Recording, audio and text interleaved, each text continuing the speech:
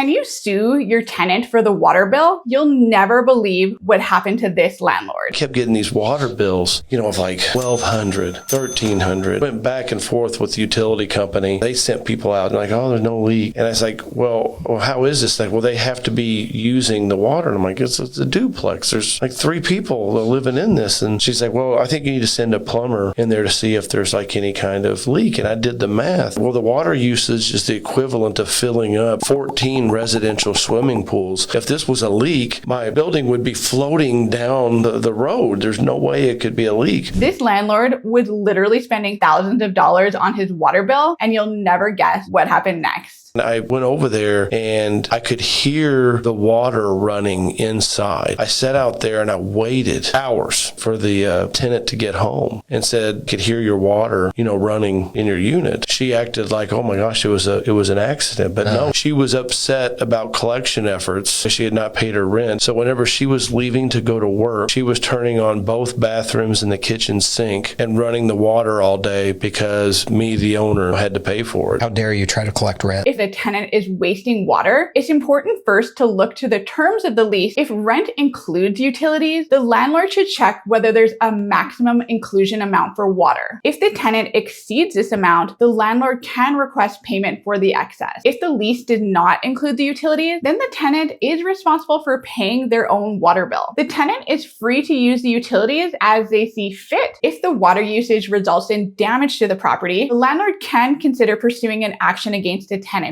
In Alberta, such an action would have to be brought under the Residential Tenancy Act. However, open communication with the tenant remains the best course of action to resolve things amicably.